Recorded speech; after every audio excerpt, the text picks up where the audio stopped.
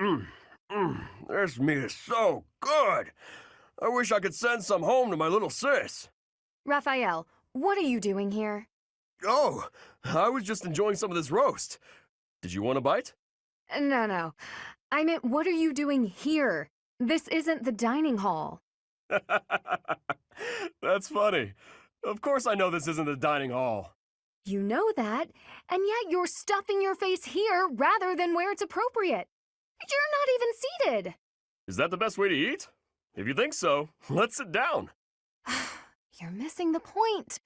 At least use a plate.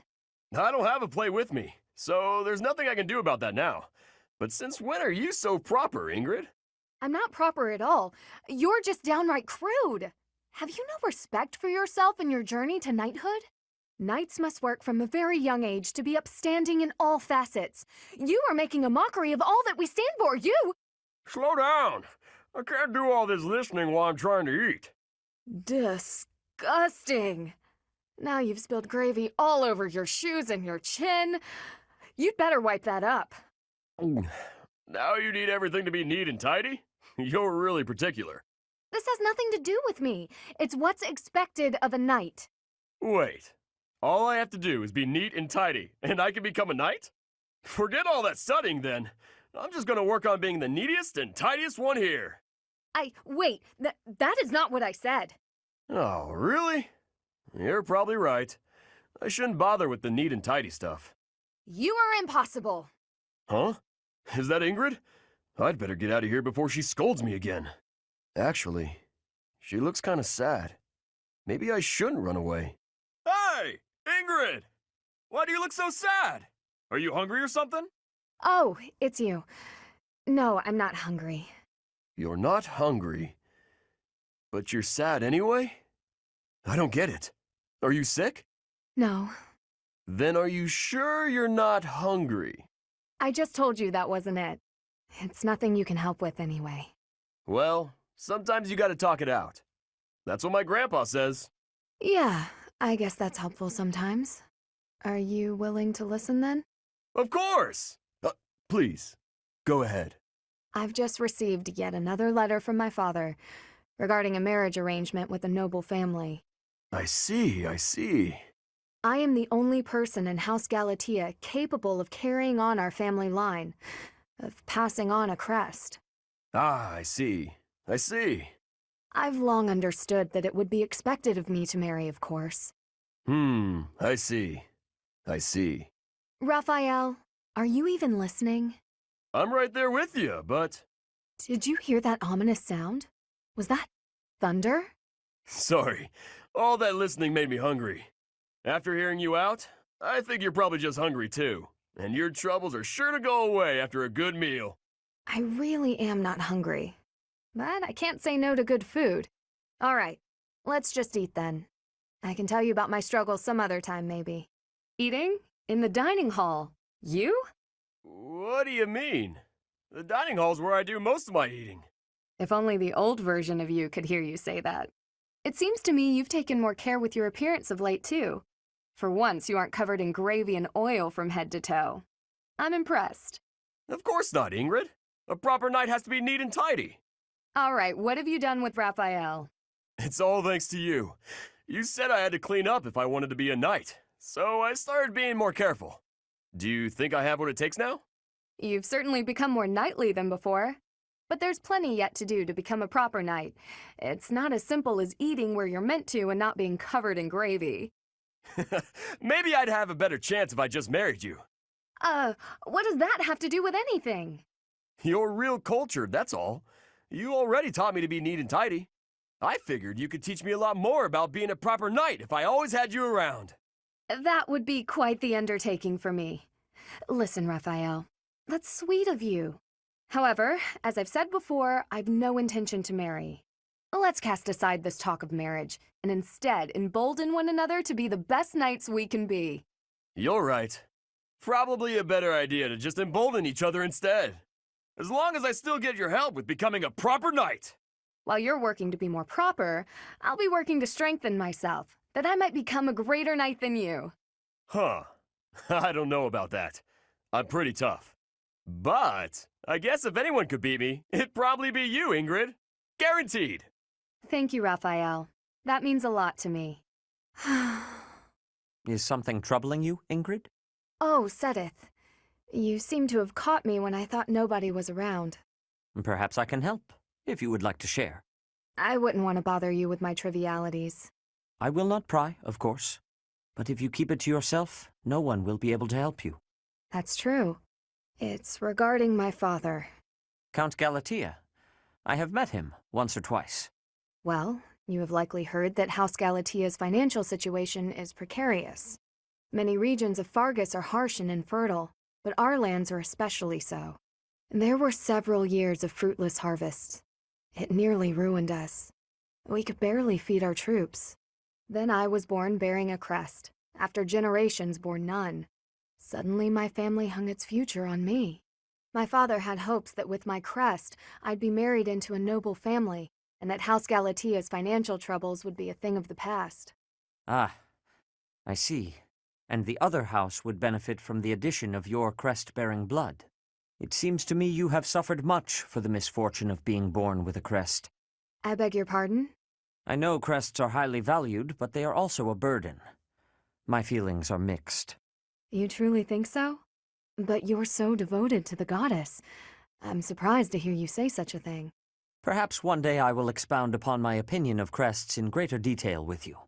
For now, let it suffice to say that whether or not you bear one is secondary to your identity. You are a person, first and foremost. And you should be permitted to grow as a person, crest or not. I agree.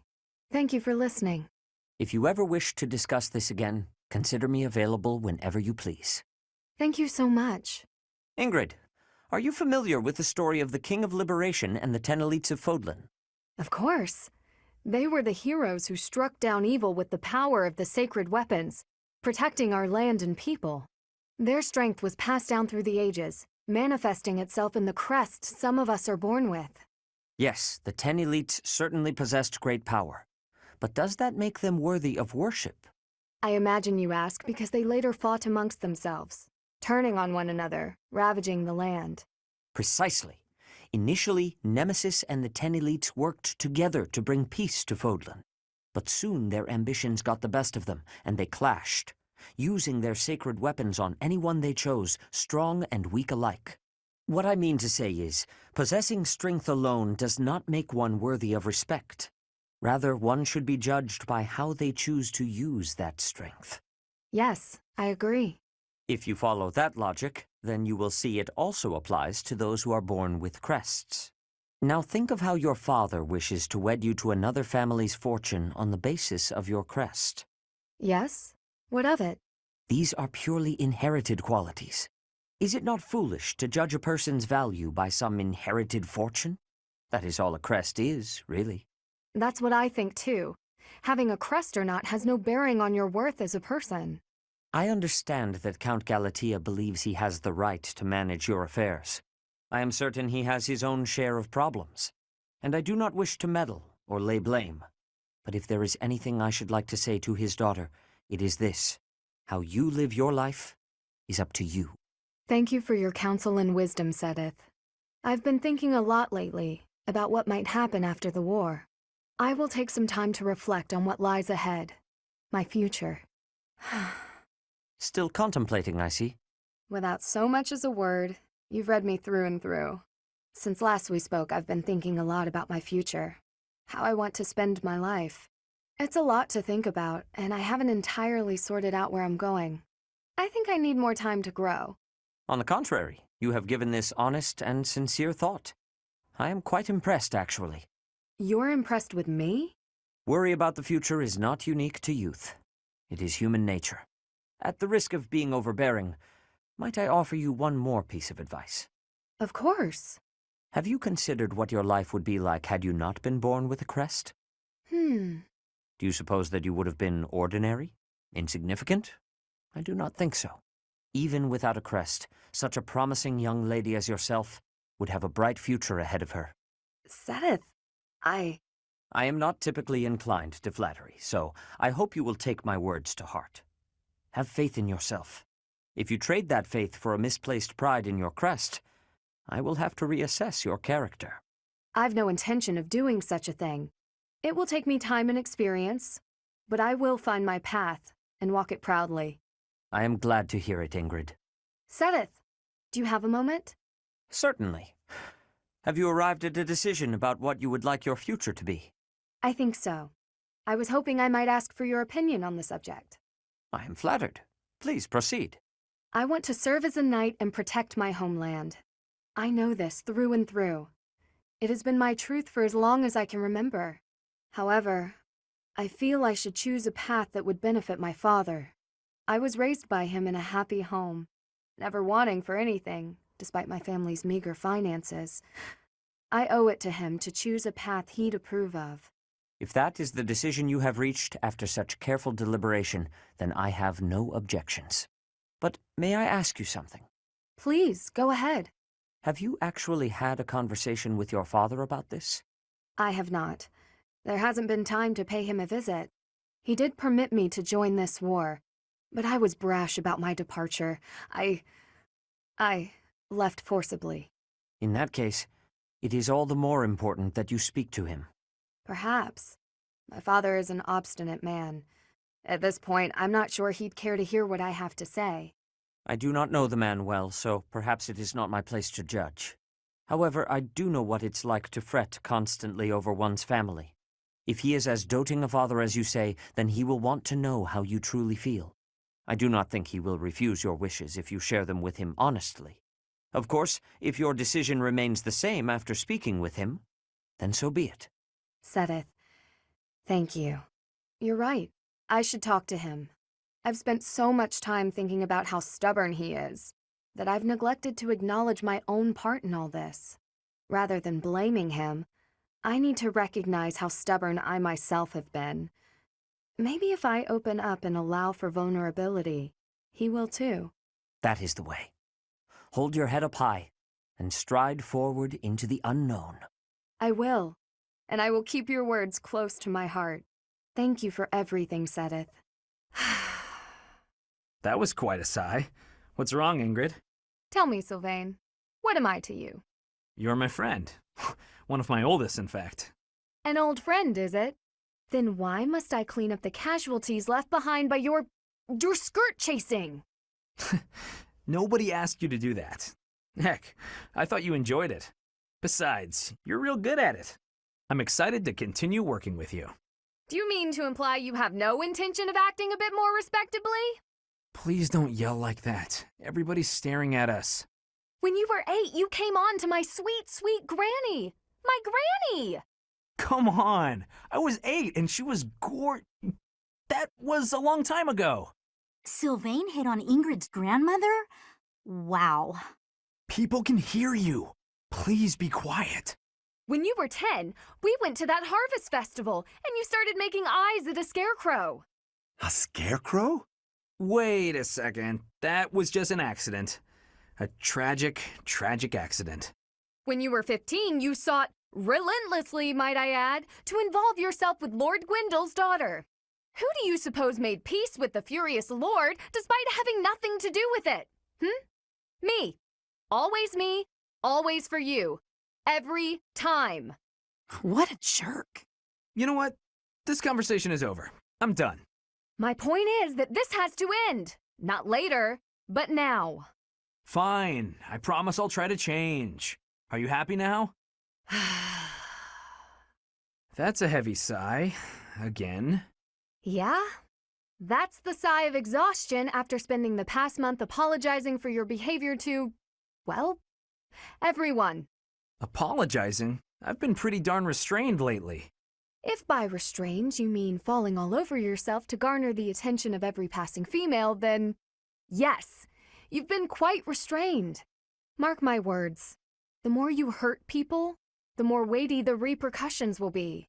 Your actions will come around to bite you. Ha! If I get bitten, that's all just part of the game. Heck, I had one girl's brother come after me with a pitchfork. If you end up getting maimed or killed by a pitchfork, don't expect me at your funeral. Glenn used to make light of getting hurt too. Then one day, he got more than hurt. Now he's gone. I'm sorry. I was being... You're right. I know what it did to you when he died. It hurt to see you hurt and not be able to do anything. When you wouldn't even come out of your room to take care of your horse. Nothing affected me the way his passing affected me. Well, I'm happy that you're better. Seeing you out and about helped me relax enough to be able to flirt with girls again. Your predictability is utterly disappointing. When I finally stopped mourning, you know what brought me back? My concern. For you. Me? You know you can't get along without me following in your shadow and caring for you.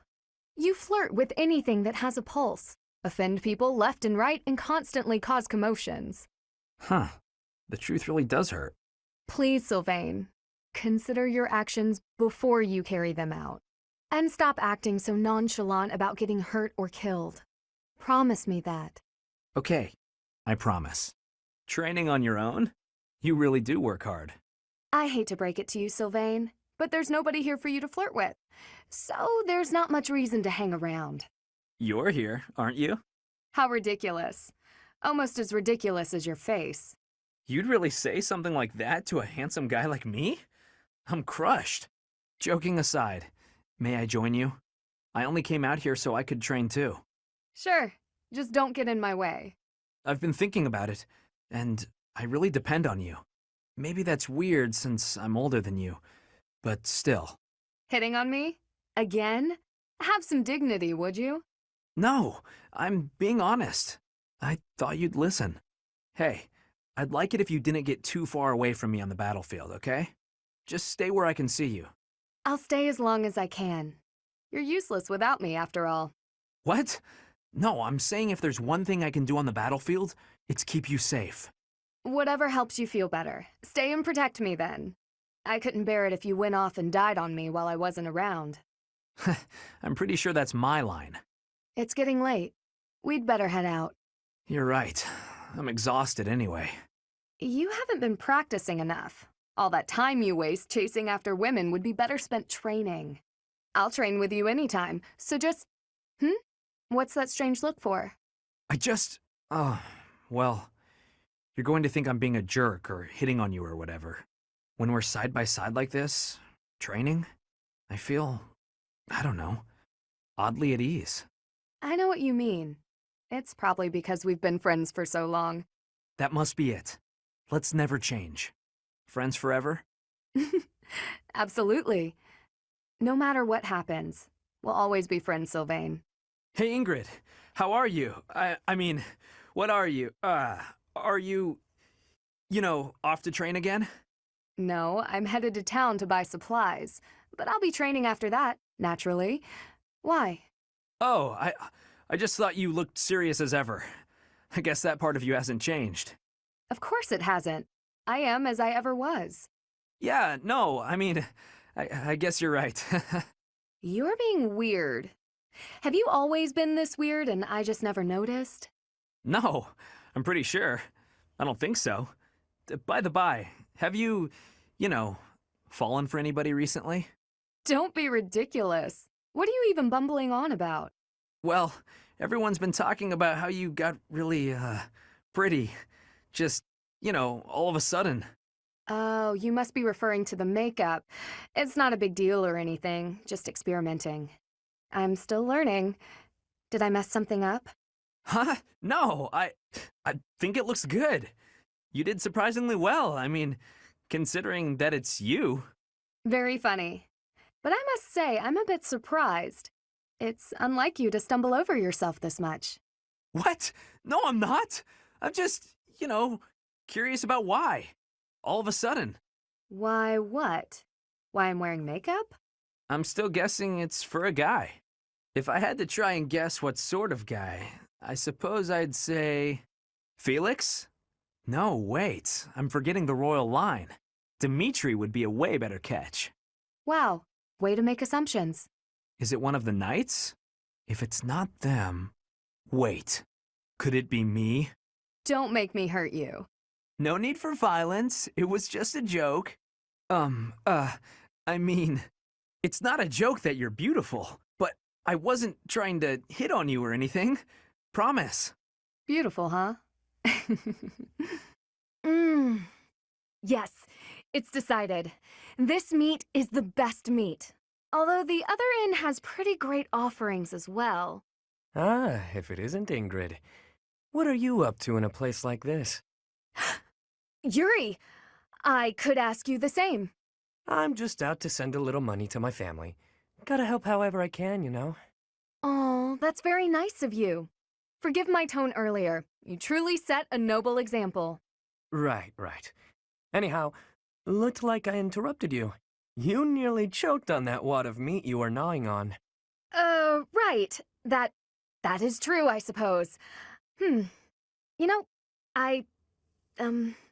What is it you're mumbling about? Oh, nothing. Anyway, you once worked for House Rowe, didn't you? 4 years ago, when I visited Count Rowe at his castle, I swore I saw you by his side.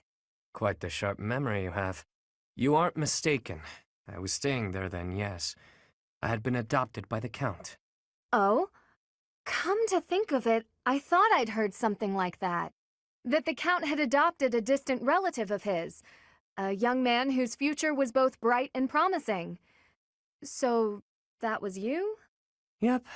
Although now, I'm nothing more than a distant stranger to him. Our ties were severed a while ago.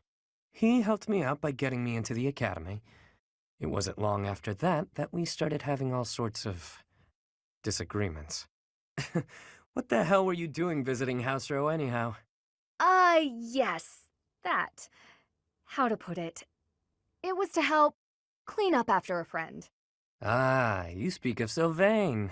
That must have been quite the mess you were cleaning up. Back to the point. What are you doing out here? Do you frequent this area often? Mind your business, won't you? I just like to go for walks, get fresh air, that sort of thing. Easy now. I'm not interrogating you. Really, I just wanted to warn you that it isn't so safe here in the evenings. You'll want to be on your guard. I thank you for your concern, but I assure you I can handle myself. Noted. Oh yeah, the innkeeper also wanted me to thank you. He wanted to thank you for being such an enthusiast for the food he sells. Seemed pretty happy about it. Is that so? How very... Well, I'd better be off. Seems she doesn't want anyone seeing her with a face full of food. Too late. So, what is it, Yuri? You had me come all this way. I need you for something. Have a seat. I won't take much of your time. Okay. My apologies for keeping you waiting. Here you are. Oh, wow. Did you make this yourself? I may not seem like much of a chef, but I know a thing or two about cooking. Looks tasty, Can I, eat it now? I'm famished after all the training. Have at. That's why I asked you here. I see. Well, thank you. Don't mind if I do. Oh, this dish is divine. The first bite just melts in your mouth, and these vegetables are perfect. The flavors are interwoven together like a dance of swords between two myrmidons. Calm yourself, Ingrid. I'm in no need of a critique. I just want you to enjoy it and take a load off. Aw, thank you. I will. That was delicious, Yuri. I cannot thank you enough. I'm glad. Then it was worth all the toil that went into preparing it. You haven't eaten anything for yourself? I figured I'd eat something a bit later. I didn't make the meal for me. You cooked only for me? The innkeeper provided me with some of his finest meat and told me to feed you. I figured if I was going to do it, I'd better do it right. So I popped into the kitchen and got working. That won't do at all, Yuri. Meals are meant to be shared. It seems my stomach got the better of me this time, though. And I scarfed everything before remembering that. Why bother yourself with such trivialities? The meal was a gift. Seeing you enjoy yourself like that is all the reward I need. What way is that? A bit like when you had all that meat stuffed into your cheeks at the marketplace. Like some kind of chipmunk. I like seeing the contentment on your face when you cut loose. You do? The innkeeper couldn't have said it better. She's got a real foodie face, that one. I'm not quite sure how to feel. Really, though, there are a few things I enjoy as much as seeing a woman indulging herself. You should consider your words before using them. Such a flirtatious comment can only invite misunderstandings. I didn't mean it that way. Finally, you've arrived. I was beginning to get impatient. Have a seat. What are you on about? I'm not on about anything. Let's have dinner together, Yuri. What is this? Did you make it? I did. It's a simple dish. My culinary skills are fairly basic. Hold on. What exactly is this about? You cook for me, I cook for you. That's how this works. It may not be quite as elegant a meal as that of Adrestian or Leicester cuisine, but the food of Fargus is delicious nonetheless. Thank you for the meal. It was lovely, Ingrid. The flavors were nostalgic. Reminded me of when I lived with my mother and the elder. I was actually born in a poor town in Fargus. The flavors in this dish remind me of those days. Sorry.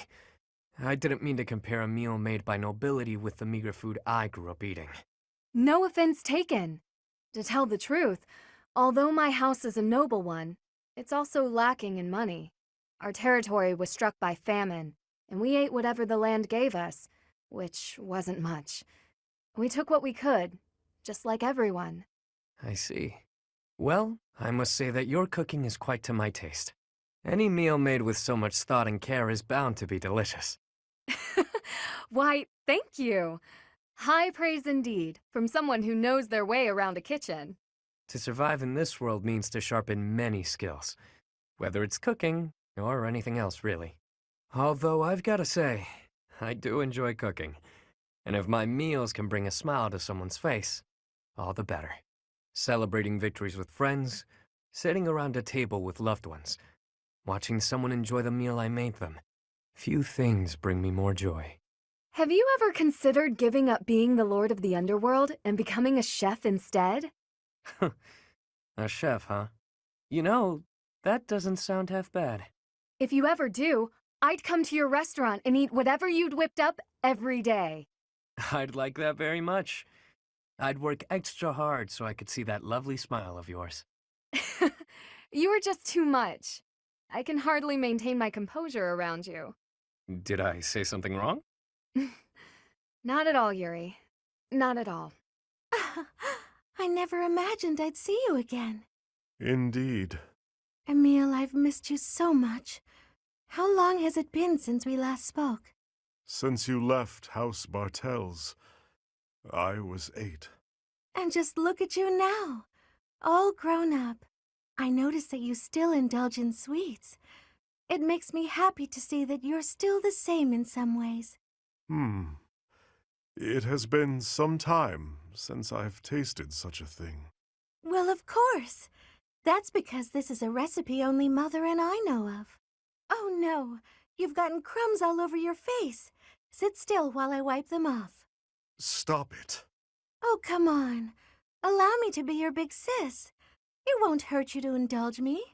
Mercedes, the little brother you once loved, he is no longer here. It doesn't matter to me how you've changed. You will always be my baby brother. You are precious to both me and to Mother.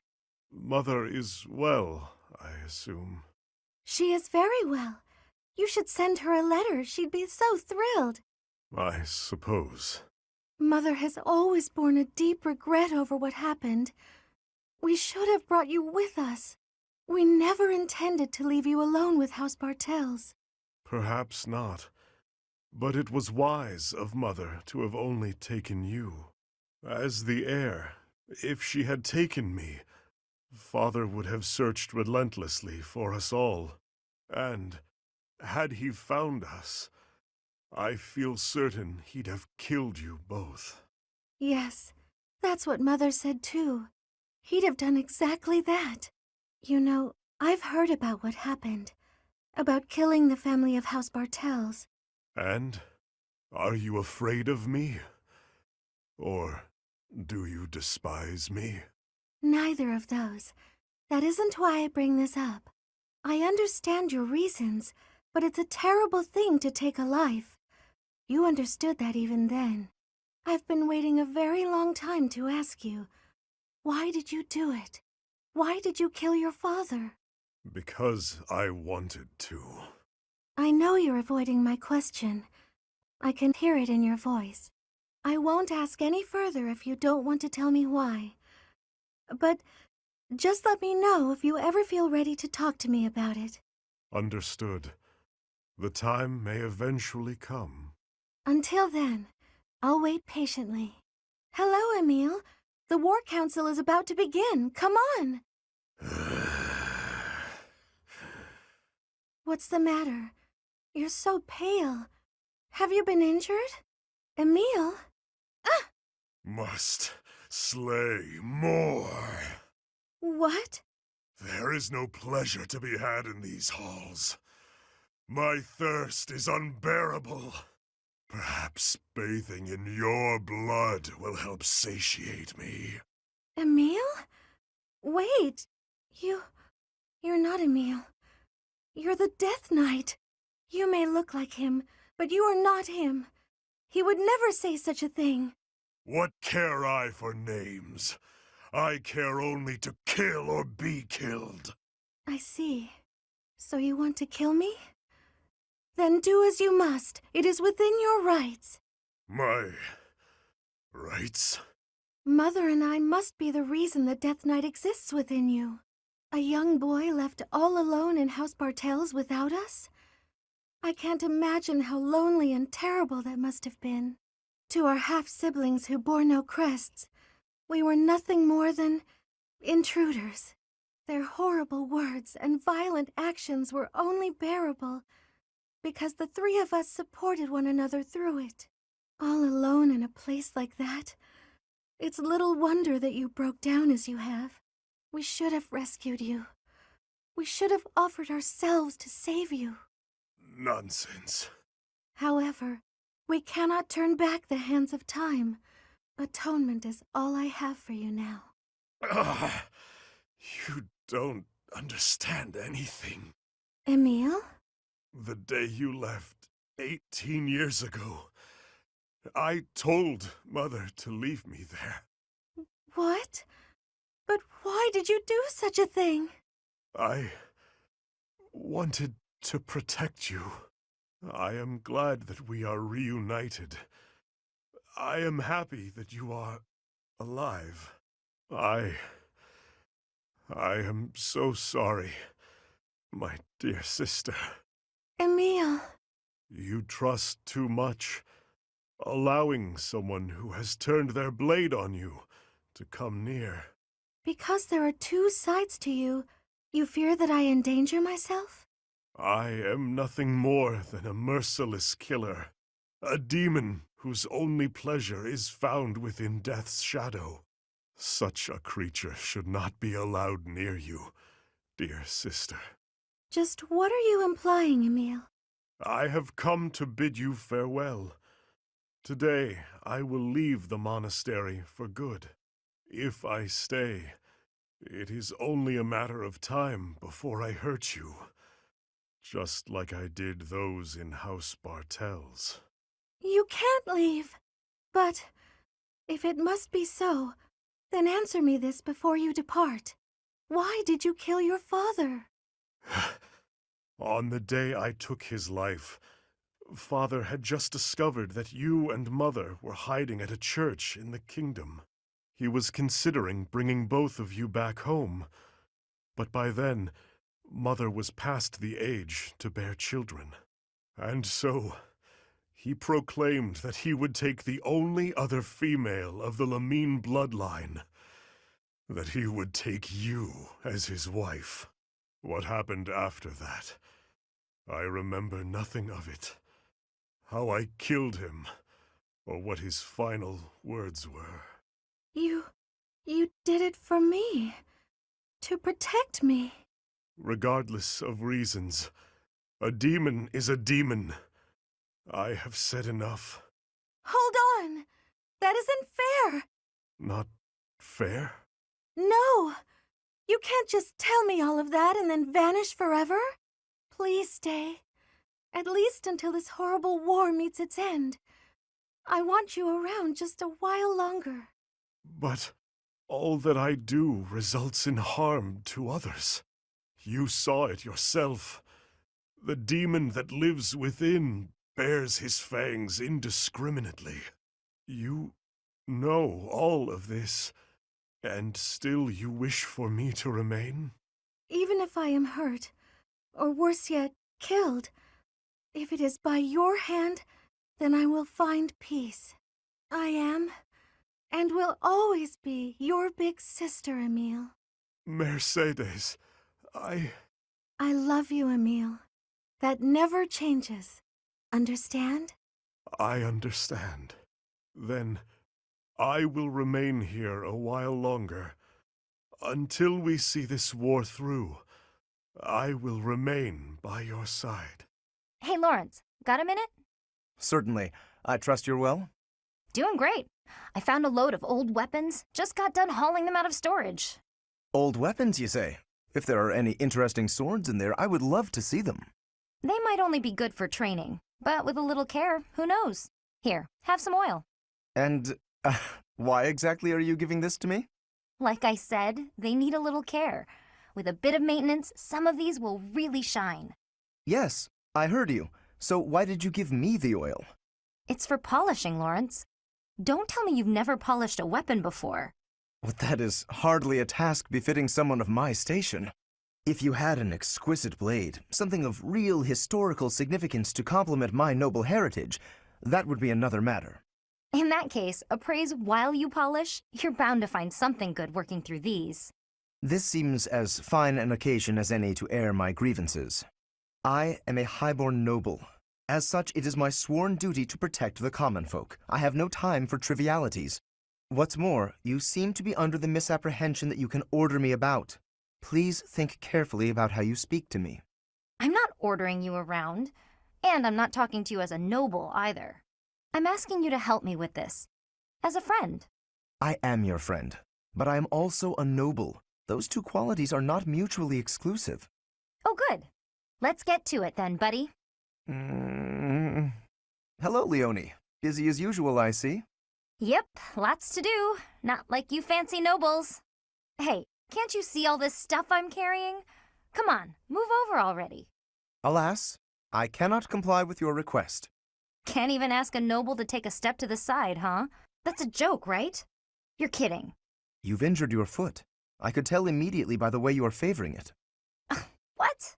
Heavy lifting will only worsen the injury. Please, permit me to examine it. Hey, cut that out. Isn't that improper or something, bowing to a commoner? I am not bowing to you. I am tending your wound. That's not what it'll look like. Hey, it's fine. Leave it. Easing the burdens of the common folk is a natural obligation of the nobility. Now hold still and keep quiet for a moment, if you would be so kind. That's a real pretty way to talk about sitting around in castles doing nothing. Let me tell you, everyone in my village is so grateful to be taxed up to the eyeballs for the privilege of— Ow! Oh, it's quite swollen. And you're feverish. Fortunately, I do have an ointment here that should be of use. What, you just carry that stuff around with you? Certainly. It won't do to be unprepared if I happen across someone in need. I don't get you, Lawrence. It seems I've neglected to pack bandages. I'm afraid this handkerchief will have to suffice. What, that fancy thing? Bit of a waste, isn't it? Hey, no thanks. I don't need some noble's pity. What about the help of a friend? I am as much that as I am a noble, if you recall. More of your weird logic. There, that should ease the pain. And since you are recovering, allow me to carry this burden for you as well. There we are. Now, farewell. I really don't understand that guy. Oh no, I completely forgot to thank him. Hey, got a minute? Ah, Leonie, are we to sharpen swords again? No, I came to give you this handkerchief back. Sorry, I know I held on to it for a while. You lent me this. Remember? I recall giving it to you. It is a noble's duty to give to the common folk. In return, the commoner need only pay respect. That's nice. You left out the part where the nobles take all the stuff the regular folks make? Yes, the common folk give the fruits of their labor, willingly, I might add, as a token of that respect. The head of San village offers his tribute in exactly that spirit, you know. San? That's my village. You knew? Of course. We granted exclusive hunting rights to San and forbade outsiders from poaching. In fact, when we received complaints about just that, we hired mercenaries to deal with the issue. So that's what brought Gerald. What was that? Nothing. Look, just take the handkerchief. I'm returning something I borrowed from a friend. Very well. As your friend, I will accept it. You know, I really wish you wouldn't think of nobles as always giving and commoners as only receiving. Friends help each other without thinking about status, and that help goes both ways. Quite so. And when I require the aid of a friend, I assure you I will happily recognize it. But only with friends. In the main, I must continue to refuse assistance from the common folk. For a noble to accept would be disgraceful. Huh. I always thought he was just stuck up. Turns out he just has this grand idea of nobility he's trying to live up to. Oh no! I didn't even give him the handkerchief!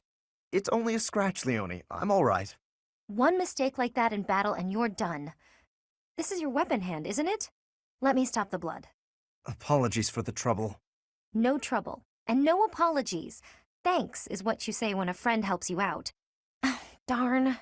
What's wrong? I need a bandage to stop the bleeding, but this is all I've got. My handkerchief. I was only carrying it around to give back to you anyway. Mind if I use it for this? Very well. I suppose that's fitting in a way. I guess so. Not that I'm happy you're bleeding. I'm glad you'll accept it, though. In the past, you might have refused it. Yes. I might have made it an issue of commoners giving aid to the nobility or some such. I didn't understand why you were so strict about it, but I think I kind of get it now. You know, if every noble were like you, the world would be a better place.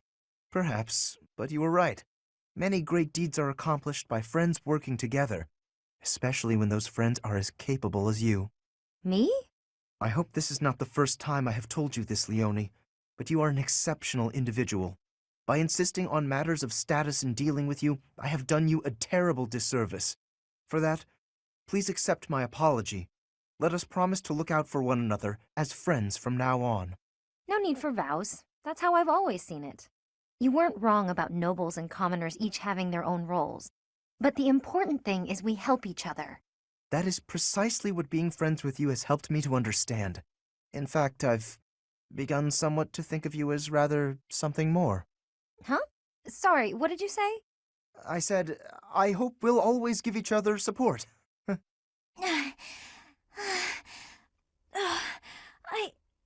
I think I'm gonna pass out. Whoa, Lysithea? You're really pale. Yeah, I've been feeling really queasy all morning. I'm just heading back to my quarters to rest. Can you even make it there in that state? Here, climb on my back. I'll carry you. What? No. I'm not some sort of infant. Always worried about looking like a kid. No time for that now. Just get on. I'm feeling a bit better now. I should be okay from here. Thank you so much, Leonie.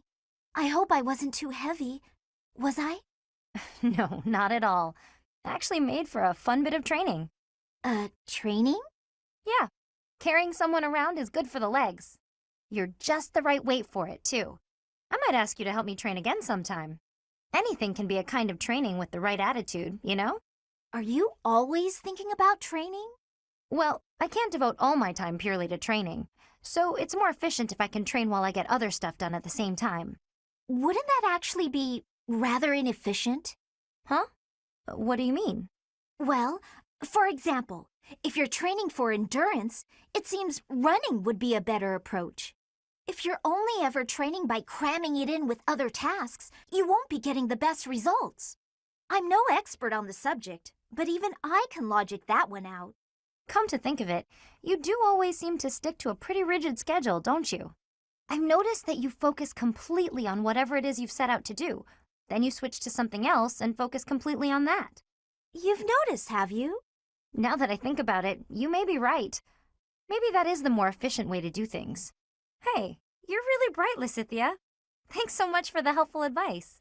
That was sweet of Leonie to check on me and carry me all the way to my quarters.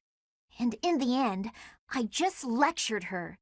She did thank me for it, but I probably could have handled that better. Hey, I'm about to take out the trash. Got anything you want me to take? How about these? Just some old study notes of mine. Wow, that's quite the pile there. You sure it's all fine to throw away? Of course. It's all safely stored in my brain now. If I concentrate, I can access any of it with ease. Why am I not surprised? I wish I had even half your power of concentration. Okay, here we go. Ugh, this is pretty heavy. Well, it'll be a good workout. Oh, but you were telling me not to take my training so lightly. Still, can't hurt to get a little exercise in. I'll just take it at a run. See you later. What is it, Lysithia? Was there something in that pile of paper you wanted to hang on to after all? No, that's not it. There's just something I want to say to you. I'm sorry for saying your way of doing things was inefficient. You've clearly grown plenty strong, doing things as you have.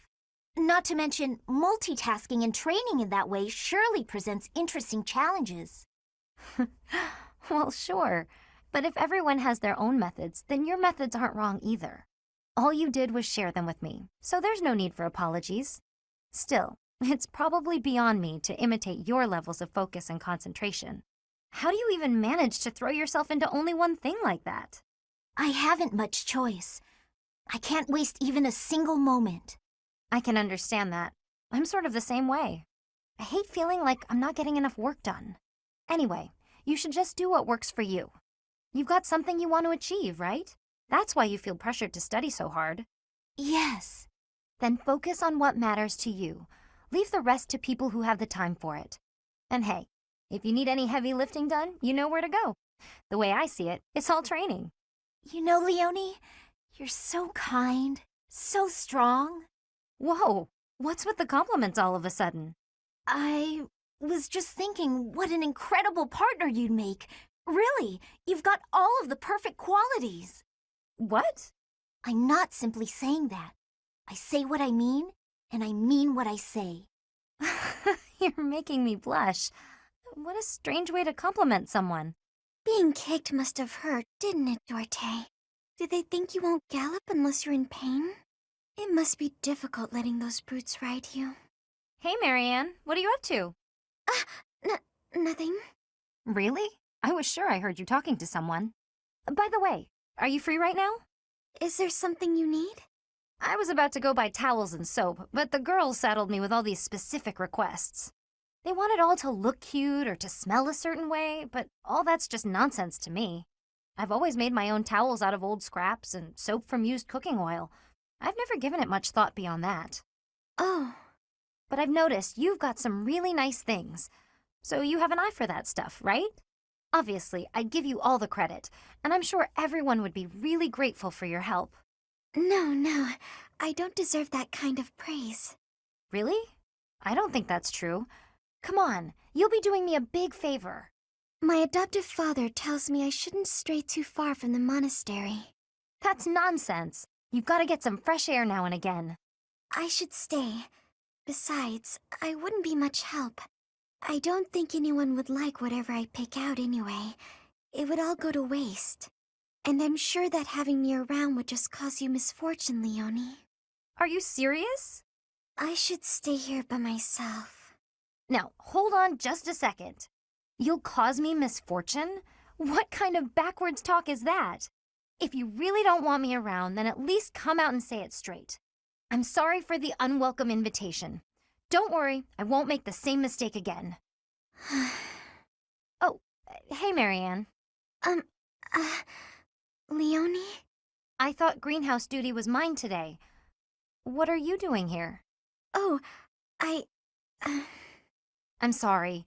You've been avoiding me ever since I lost my temper, haven't you? You're probably scared of me now. In the moment, I was hurt. I'm sure you had good reasons to act the way you did. If you want me to leave you alone, I will. I promise. You've got nothing to fear from me. Leonie, I've watered all the plants, so I'm done here. I'll get out of your way. Wait! Huh? Hey, what is it? It's, I don't mean to bother you, I'm sorry for keeping you here. No, not at all. Thanks for keeping me. Honestly, I've been worried about you. If you ever want to talk about anything, just say so. I'll make time. I've been avoiding people for most of my life, so I'm not the best at speaking. I know it's hard. You've been through a lot. But it's worth the extra effort to talk to your friends. I make everyone uncomfortable. I just don't know how to carry on a conversation. Hey, we're having one right now. And I'm telling you, I'm not uncomfortable. I'm actually really happy. So don't worry about me. And it's okay to be quiet sometimes, but try to find a middle ground at least. Otherwise, you'll never get any better. Oh, As far as what to talk about, anything's good. Hobbies, things you like, a dream you had last night. Really, anything. okay then. I like this flower. I think it's nice. I think so too. Did you know that where I come from, those have a completely different color? Oh, really? I'd like to see that. Great. Come visit my village someday. In fact, we should invite all of our friends. It'll be fun. Oh, yes. That would be very exciting. Hey, Leone. Are you just getting back? Whoa, what's with the bag? It's huge! Oh, this? I thought I'd get all my chores done at once. Guess it got a little out of hand. Sorry to be a pain, but could you help me out? I'm happy to help. Where'd you go to get all this stuff? Well, first it was just the cloth scraps from the tailor, and then it was the used oil from a restaurant in town. After that, it was the books the scholars didn't know what to do with. I mean, that was just on the way. Whoa, it sounds like you did a lot of running around today. It wasn't so bad. I just figured it would save time if I did it all in one trip. You planned all that out? Impressive! What are you gonna do with all that stuff you got? The scraps will be good for dishcloths, and I can make soap from the oil. The books are just to help with my studies. You really can't let anything go to waste, can you? Nope, can't stand the idea. Who knew you were so thoughtful? I mean, with actual thinking ahead. You're so generous to everyone and always making me food. I never knew how much thought you must put into it. I cook to relax, and it's nice seeing how enthusiastic you get about eating what I make. Whatever I give away is just the stuff that isn't useful to me. I pick up all sorts of things when I'm in town. Giving things like that to people who need them or who can actually use them makes sure they aren't wasted. That makes sense. You've got to use up the stuff you've got after all. Hey, do you think you're like this because you didn't have much growing up? I guess times were tough now that you mention it. The folks in my village definitely aren't rich. My dad had to go through a lot of trouble to get the recommendations I needed to attend the academy. That doesn't mean I've grown up to be stingy. It just means I don't like to squander. Anyway, enough of that. It's in poor taste to go on about your own hardships. I've always got time for a meal with a friend, and it so happens I picked up some choice meat today. Why don't we share it? Now you're speaking my language. Oh, it's Raphael. What's he doing at that desk? Hey, are you studying? I thought you'd given up on it. Nice to see your...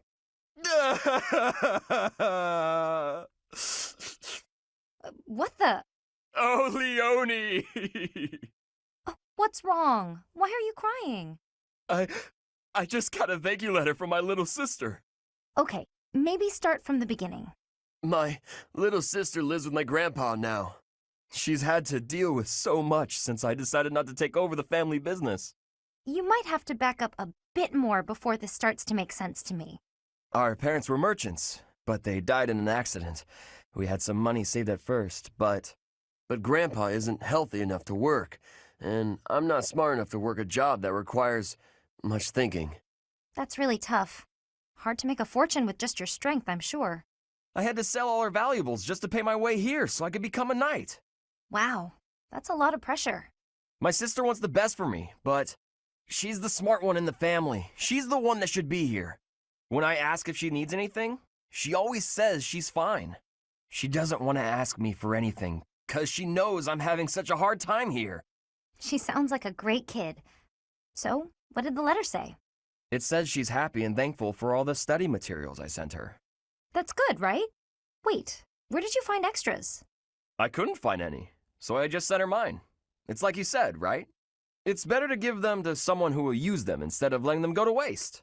Don't take this the wrong way, but don't you still kind of need those? Well, I guess if it makes her happy, it's worth it. Maybe I can scrounge something up for her too. Hey, writing to your sister again? You bet! Gotta reply to these things as soon as they come in. You had one last week, too. It's great to see you're both so good about staying in touch. It's especially important when there's a war going on. Yeah. Oh, that reminds me. My sister wrote to say how much she loved the painting supplies you sent. Good. I'm glad gathering those pigments paid off. You even made her a brush. I really appreciate you doing all that for her. I was fascinated with painting at that age. I was a pretty artistic kid, if you can believe it. Not a lot of time for it when you're hungry, though. Sounds like you had a pretty tough time growing up too, huh? I guess so. We never thought of it that way. But it's true the children in my village don't usually get to choose their futures. Any one of us could have had the talent for artistic genius and never even noticed. I was one of the lucky ones. I only got to follow my passion thanks to my father and all the other folks. That's why, once I come into my own, the first thing I'll do is head back there and help the other kids. Oh, wow. It's like all the kids in your village are counting on you. No need to exaggerate it. Besides, it's not like I'm unique. You're working hard for your sister's future, aren't you? Yeah. It's like me and you are both carrying big weights. We should try sharing the weight with each other. You know, lighten both of our loads. Huh? If we share our problems, then we only got to carry half the weight, right? It works out for everybody. It's probably a good thing you didn't try to take on your family's business. If you take half of my burden and I take half of yours, the total's still the same. Nah, that doesn't sound right. Everything's lighter when you don't got to carry it alone. On second thought, you might be right. With the right attitude and the right partner to share the burden, maybe it is only half the weight. Now you're getting it. It's a waste of energy to struggle alone when there's someone who can help you. That's true. And I do hate waste, as you well know. So when it comes to working toward the future you're after, you know I won't fall short. Great! And you should never fall short on sharing a big meal with me, too. Deal. Oh, hello, Sedith. Hello, Leone. I imagine you are here to fish? Yeah, this is a great spot for it. You must be a pretty experienced fisherman, huh? Actually, while I have enjoyed the hobby for a long while, I must admit I am less than proficient. Now that you mention it, I can see you're not having much luck today. It is likely because I am not using any bait. Well, that explains it. But why bother fishing at all if you're not even trying to catch something? Truthfully, I fish only so that I might relax. It is soothing to me to cast the line and watch the water ripple. My days are busy, even hectic. It helps to find peace and quiet every so often. Oh, that makes sense. Still, if you're going to go to all the trouble, you may as well actually bait the line. Maybe so. But, to my chagrin, I do not even know what type of bait to use. I learned to fish by accompanying my wife. She was always the one to bait the hooks. She would hand me the rod, and I would cast my line. I never paid attention to how the rest was done. Ah, and your wife, where is she now? She passed away quite some time ago. Since then, I have only to fish on my own. Even so, I find peace out here, bait or no bait. And what about you? Why do you fish? Me? Just for the fish, actually. For me, it's purely practical. Catch a bite now, one less meal to worry about later. Hunting, fishing, whatever it takes to get by. That's how I've always done it. I'm not exactly starving right now, but back then if I couldn't catch something, I'd go hungry. So getting the hang of it was pretty vital. I would certainly say so. I imagine it is intensely satisfying to catch a fish when the need is so great. Probably, yeah. The need makes it more purposeful. But hey, if you ever want to try fishing for real, I'd be happy to share my bait with you. And if you catch something, I'll cook it up nicely for you. How's that for motivation? Oh, are you a skilled chef also? Can't promise it'll be fancy, but it'll taste good. Impressive. Wouldn't you know it, I am suddenly overcome with the urge to excel. Great! Let's get started. Hello again, Sedith. Oh, full basket. Big catch? Indeed. Thanks to you, I now know all about the proper use of bait. Even so, that's quite the haul. I have developed a few tricks of my own as well. In my enthusiasm, I may have gotten a little greedy. Oh, yeah? Once I started to catch fish, I began to pay very close attention to the number I had caught. I hear it is not uncommon for one to become a little preoccupied with that sort of thing. And when I recalled the prospect of having what I caught cooked for me, the challenge was too tempting to ignore. But alas, it seems I have gotten a little more preoccupied than is appropriate for my age. Well, that's only natural. Seeing what you've already got just makes you curious how far you can take it. It has made fishing an even richer experience for me. And for that, I must thank you. Don't mention it. Actually, I should thank you too. Oh? Yeah. Used to be, I only ever fished for food. Lately, though, I've been coming here just to relax. I do still eat the fish, of course, but I appreciate fishing in a whole new way now. Seems we have both made worthwhile discoveries. So which is it today? Hunger or relaxation?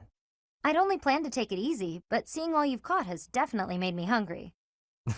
I had planned to bring all of them to you regardless. Take as many as you please. Hey, thanks. In that case, why don't we eat together? You can leave all the cooking to me. Today was a great day for fishing, wasn't it? It was, though I did lose to you in numbers. You won on size, though. Some of these fish are huge. And it was you who caught this beauty. It is a lovely specimen. The fins are rather like wings, and the scales are reminiscent of a lustrous rainbow. But I have heard this type of fish does not taste good.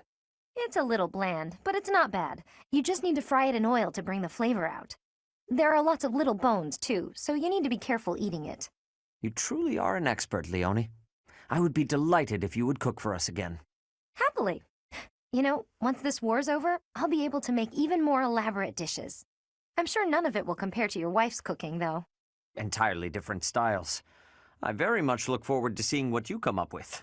Yet another reason to end this war swiftly. I'm flattered, but that doesn't seem like a good motivation to fight. On the contrary, it is better than the usual reasons.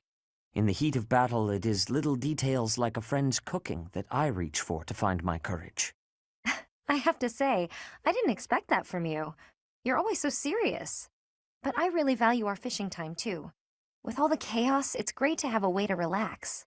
I hope there will come a time when we can fish like this without worry, to our heart's content. Hope's not enough. We need to build that future with our own hands. Agreed. But even after that is done, you had better not rest idle. I've grown quite fond of your cooking. Don't worry. There's plenty more where that came from. Speaking of, time to handle today's haul. Let me lend you a hand. Why am I so off? Yesterday wasn't like this. Some days I just can't seem to hit anything. Your mind, body, and technique are not synchronized. Find harmony between the three. You lack experience. You'll improve if you practice. Now that you mention it, Shamir, how come I've never seen you train? Do you keep odd hours? Or are you just so good that you don't even need it anymore? I am always training. Look here. A dagger. Watch. Wow, nice throw. That was a long one.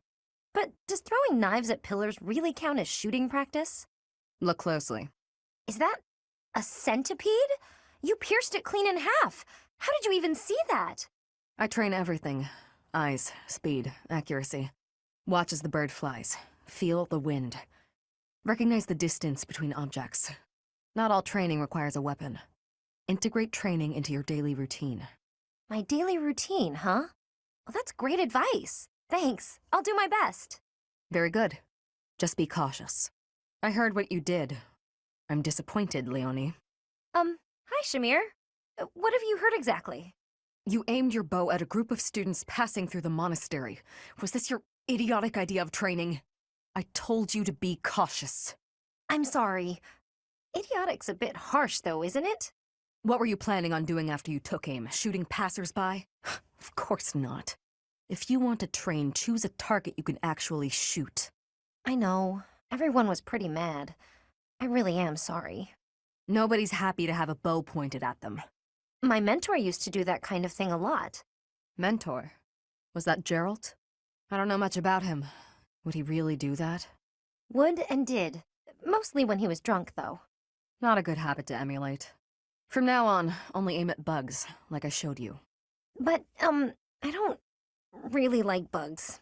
You don't like bugs? That should make you want to aim at them even more. I just can't look at them. Seeing all the extra legs and things, makes my skin crawl. Then just draw some spiders and hang them on the walls. Aim at the drawings whenever you pass one. Overcome your fear of bugs while you train. You want me to draw spiders? Ew, no. Would that even help? Yes, I should know. Huh? You were scared of them too? I was, but they don't bother me anymore. Okay, you've talked me into it. I'll give it a try. And don't hang them where other people might pass. Got it. Learn my lesson. Promise. I'm choosing to believe that. Whew, guess that's enough for now. You're improving, Leonie. No doubt a result of your new training routine. Right, about that. I've been doing everything you said, but Something wrong? not with my archery, but I'm not getting any better at dealing with bugs. Even with all the practice, I just can't bring myself to look at a real live spider. You're still aiming at the spiders I instructed you to draw? Let me see one. Sure. Here. What is this? What do you mean, what is it? It's a spider. Ah, yes. I see now. It's quite... well, it's... What's so funny? Whew. I'm sorry. I lost my composure for a moment there. Your drawing is absolutely ridiculous. Ridiculous? That's what they look like, isn't it? Do you know how many legs a spider has? Or what its body looks like? Or ever seen one at all? I just told you I can't even look at the little monsters. A lack of subtlety no doubt learned from your former mentor. Regardless, aiming at this target won't help you overcome your fears. Here, use one of my drawings instead.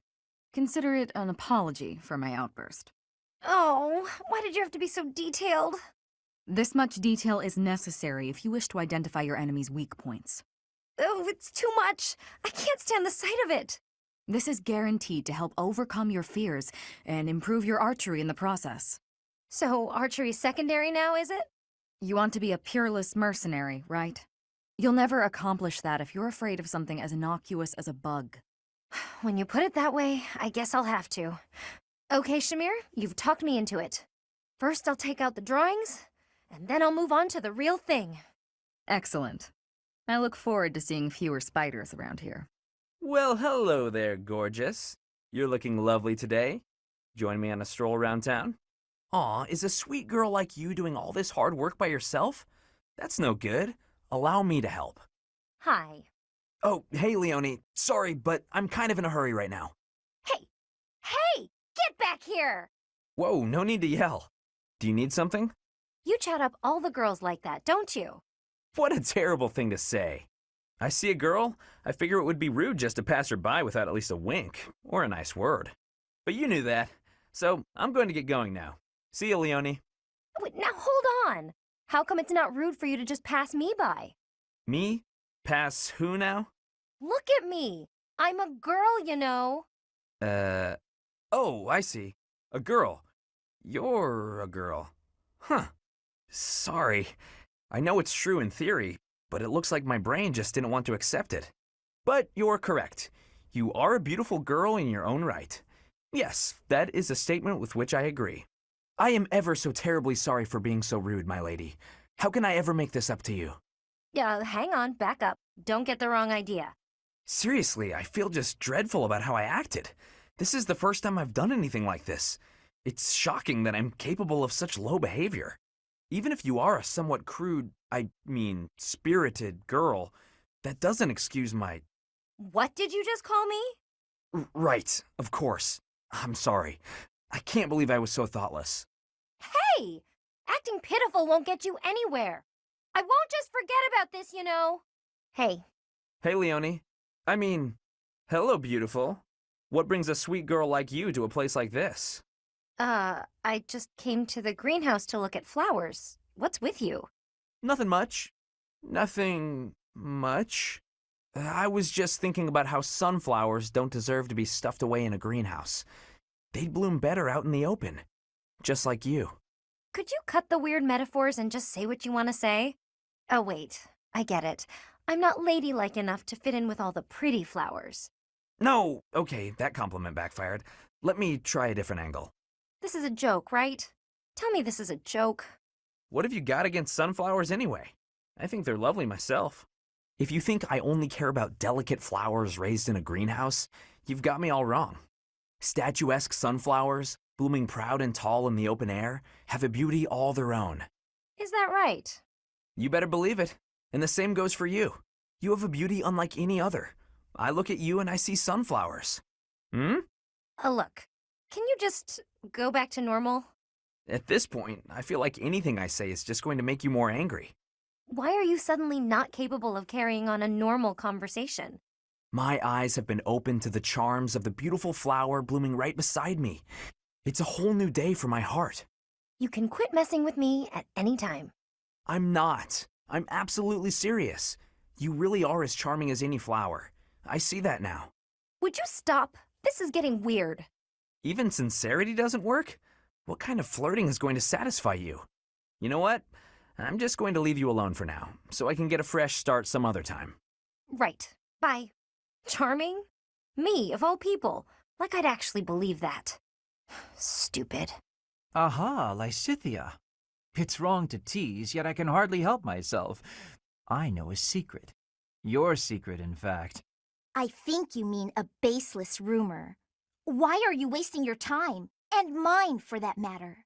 Well, it's a secret that could completely overturn what is considered common knowledge in crest research. Shut your mouth! Just... let's go talk somewhere other than here. Okay, where did you hear about it? There was a sort of accident in Professor Hanneman's room. I should have figured. You haven't told anyone, have you? Of course not. If someone else were to learn you have 2 crests, I might lose you as a test subject. Please stop talking so loudly. So what if I have 2 crests? If you insist on speaking of it, please do so quietly. My intuition was correct. You do have 2 crests. Wait, what? Did you just trick me? Trick is such a strong word. I think of it as testing a hypothesis. The truth is, I simply made an educated guess. Well, now that I've confirmed it for you, there's not much I can do. I disagree. For example, you could tell me if you were born with them, or is the source magical? What does it feel like to use both crests at the same time? Is it pleasant, painful, euphoric? Enough is enough! I am done talking about this. As though I'd speak of this to the likes of you. I understand her desire for privacy, but to refuse my request for knowledge? It's rude. There you are, Lysithea. I've been looking for you. So, I have a hypothesis about your crests. I know you're the one who sent me that anonymous letter. There are things we must discuss. It sounded like some bizarre love letter. What? No, of course not. However, I wonder what you would have done if it was. Now I'm just confused and grossed out. I'm sorry, but that is not the overall topic of discussion. Do pay attention. Pay attention to you? As though anything you say is worth listening to. It's not like you can tell me anything I don't already know. You don't have a very positive opinion of your crests, do you? That's why you should listen to me. I've dug through all my books, and there's no record of anyone being born with 2 crests. You are, to be blunt, an impossible occurrence. For you to have a second crest, it must have been forcibly implanted after birth. Is that your theory, then? Yes, it is. To further the theory, if the power exists to implant a crest, then it must be possible to remove one, too. And that is the real issue at hand. I could have one removed? That's what Hanneman is working on understanding. I'm helping him with it. Professor Hanneman. Based on your reaction, it seems you want one of your crests removed. I don't think I'd give up having 2 crests if I were you. Is that so? Even if you'd gone through horrifying experiments, endless trauma, and if you knew that all this pain meant you'd die very, very young? That's what you'd think? You're completely lacking in empathy. So of course you would make such a crass and foolish assumption. You seem to have lined up your desserts very meticulously. What you see before you, Lysithea, is a life choice. Oh, really? The most skilled pastry chef in the army has been asked to do the impossible in the heart of wartime. Source high-quality ingredients, employ advanced baking methods, and create these two pastries. Wow, you've put a lot of thought into this. May I? Of course. You can have but one, though, and it should be noted that they taste completely different. I thought I'd split them between us, seeing as they were made so carefully and are so very, very special. Ah, thanks. So, what exactly is the life choice you mentioned? Also, if you are not partaking, I'll just go ahead and eat them both. Oh no. For you see, if you eat one, you simply cannot, must not, eat the other. Should you eat both, a pair of ingredients, one in each pastry, will combine to poison you. That seems unnecessarily intense. Just one won't kill me then? Of course not. But making this choice means you will not be able to taste the second dessert. Ever. No matter what I tell you, you'll never know which one tasted best. And if you are underwhelmed by your choice, you'll regret your decision forever. So, I should just pick one and be done with it. But you've already chosen, haven't you? Not between the pastries, but your life paths. You would gamble on the chance of living a long life, even if it meant losing your two crests. Correct? Hence my current choice.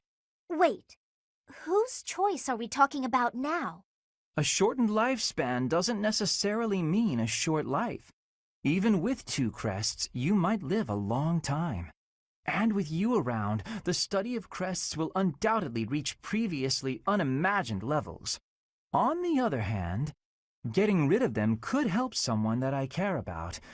Maybe. Or maybe it won't help at all. Unfortunately, one never knows until they eat the pastry. Even then, you can never taste them both. Hang on, Linhart. Do you mean to tell me you care about me? Since when? When indeed. You are someone I care about, though. So much so I wish we could be family, you and I. Family? That escalated rather quickly. Although, having more family does sound nice. Anyway, I need to be going. Oh, and feel free to eat the pastries. I made up the poison bit because I didn't know how else to say what I wished to say. And because, well, because I believe there are choices we can make where you can have both. I'll show you somehow, before the war is over. Are you sure these aren't poisoned? Linhart, wait! Wait! Ah, there it is. Just as I thought. But what is she hiding? Oh, Linhart. My apologies. I didn't mean to bother you. Ah, Marianne. You're no bother at all. In fact, you've arrived at precisely the right time. Huh? The right time for what? You have a crest, don't you? I don't... What are you saying? If you hide it, that just makes it more interesting. You do have one.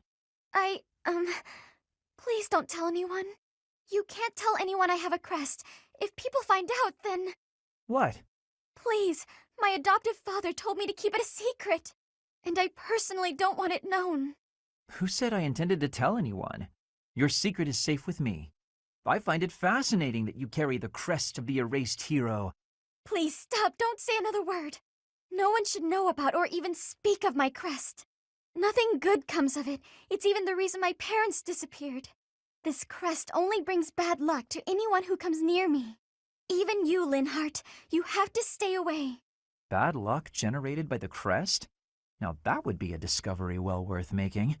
What manner of bad luck do you suppose might beset me? No, you shouldn't be so cavalier about something you couldn't possibly understand. I have to go. It's true, I don't understand. But I very much want to. These ones look good. I probably shouldn't pick them, though. Ah, Marianne. Harvesting the crops? Oh, yes, Linhart.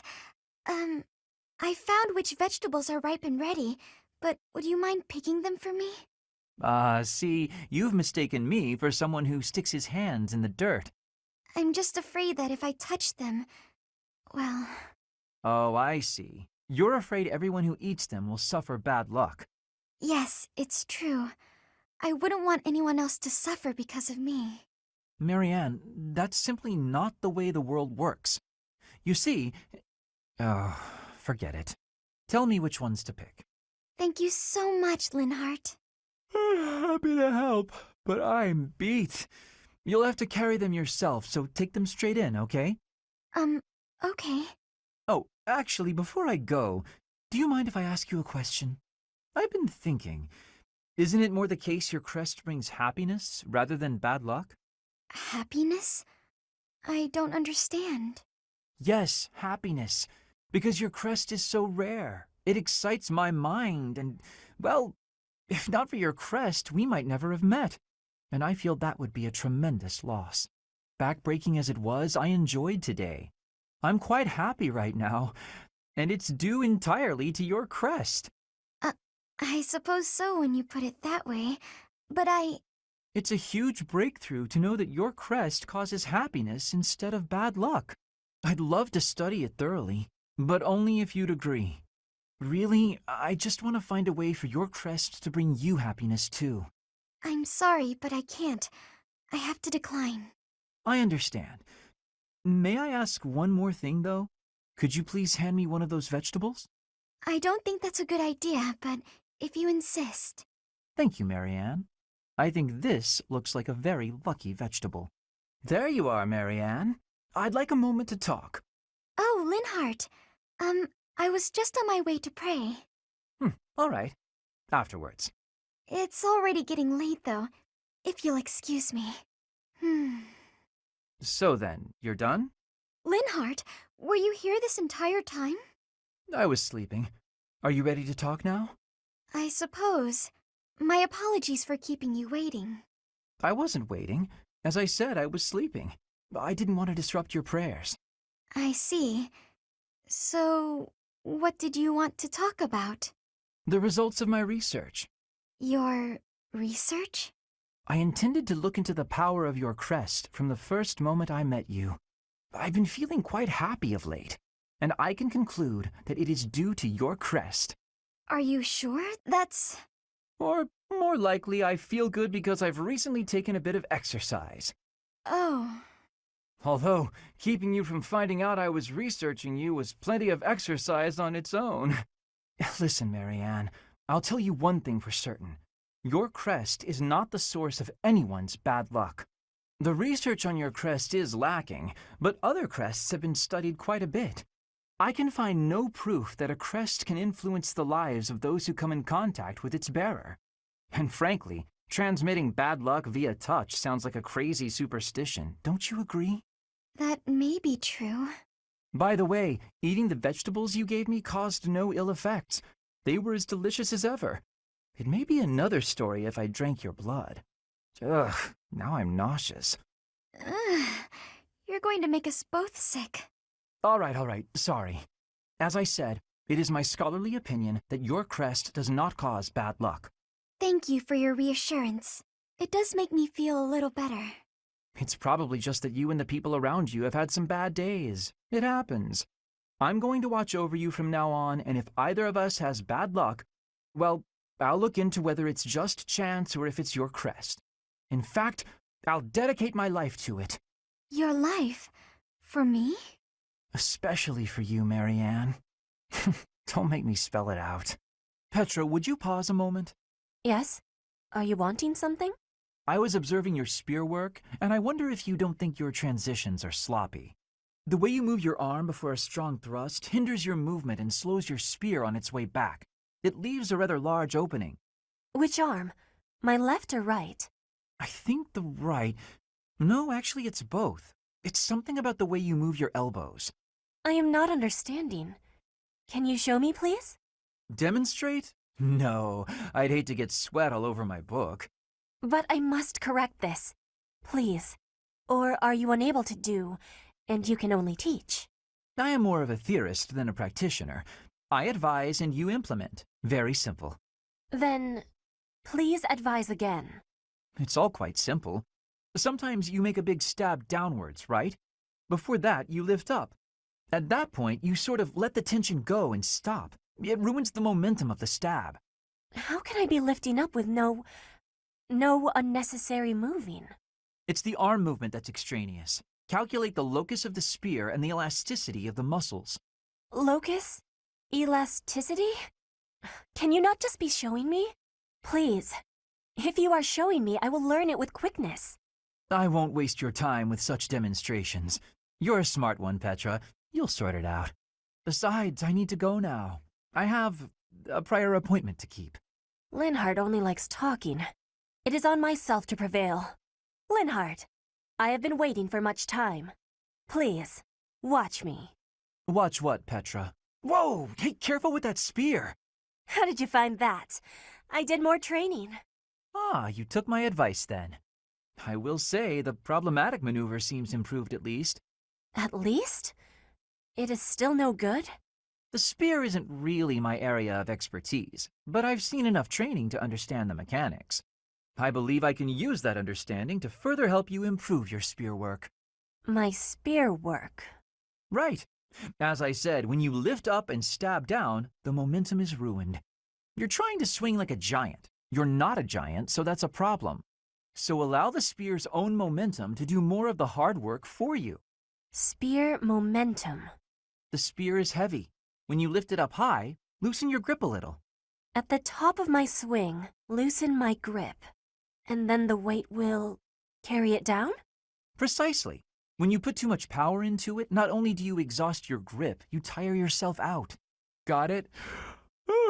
All that effort is taking its toll on me. You are very clever. I wonder why you have hatred for training. Because training is too much like fighting, and I'd really rather not fight. Also, I find training terribly dull. Anyway, good night. He does not use his cleverness. It is a very big waste. I want you to use your power, Linhardt. Linhardt, I need to be asking for your wisdom. Will you consent? My wisdom? About? I was hunting earlier, and the land gifted me with lots of game. It was all brought by me to the kitchen, and then...